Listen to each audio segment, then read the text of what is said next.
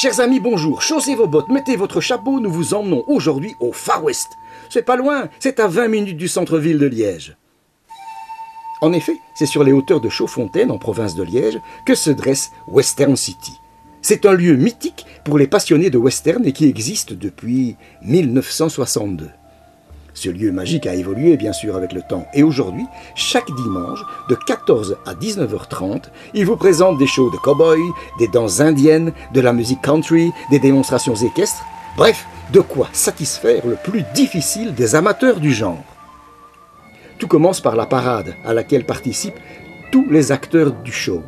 Ils prennent place au son de musiques américaines traditionnelles, tandis que la directrice des lieux, Nicole Taquet, qui est à la fois présentatrice, actrice, metteur en scène, nous raconte l'histoire d'une nation qui, au XIXe siècle, s'est déchirée en deux camps. Western City, c'est aussi un projet didactique. Les combats entre cow-boys sont réglés de main de maître. Tous les comédiens sont aussi un peu cascadeurs. Ils n'hésitent pas à dégringoler les escaliers si la mise en scène l'exige. Le petit plus à Western City, c'est que les scènes de combat et celles qui les amènent sont toutes issues de films western connus. De Open Range à Tombstone, vous aurez l'impression de revivre, mais en réalité, des scènes que vous avez vues au cinéma. Western City, bien sûr, c'est aussi le monde du cheval, et vous pourrez y voir de belles démonstrations équestres dans le plus strict respect de l'animal. Les enfants ne sont pas oubliés à Western City. Ils y trouveront des jeux, un château gonflable et des maquilleuses seront à leur disposition. De plus, si les parents le désirent, des après-midi d'anniversaire peuvent aussi être organisés. À Western City, on trouve aussi un petit musée à l'Historical Hall. C'est un petit musée du costume où on y voit des vêtements de westerners, des tenues indiennes et bien entendu aussi des uniformes. Nous avons rencontré pour vous Nicole Taquet, qui est une vraie chef d'entreprise et qui nous parle de ses activités. Qu'est-ce que c'est maintenant Western City? Parce qu'avant, c'était effectivement des démonstrations, c'était des bagarres, mais maintenant, c'est autre chose. C'est un complexe hôtelier, presque. Hein?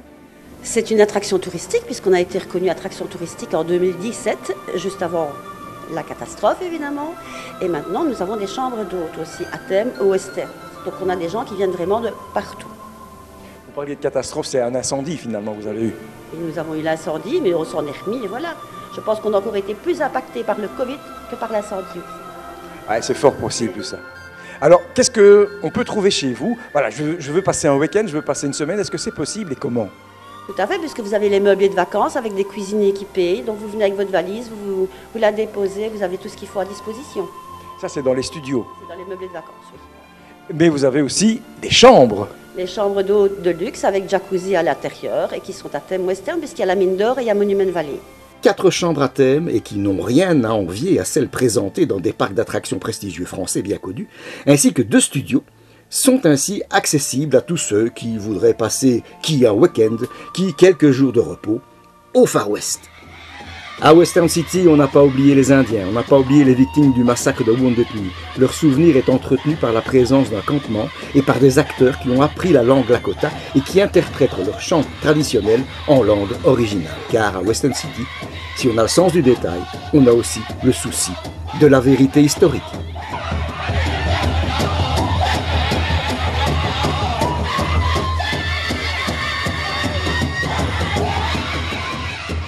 Les Indiens Lakota vous offriront également un spectacle de danse comme ici, la danse de l'amitié, où toutes les dames et les messieurs du public sont conviés à participer.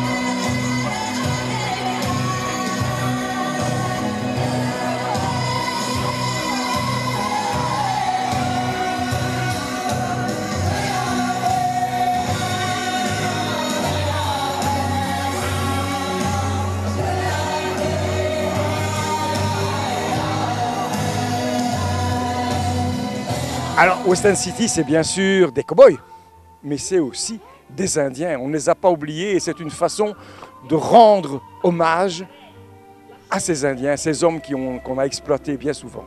Alors, on a des Sioux, Lakota, vous aussi.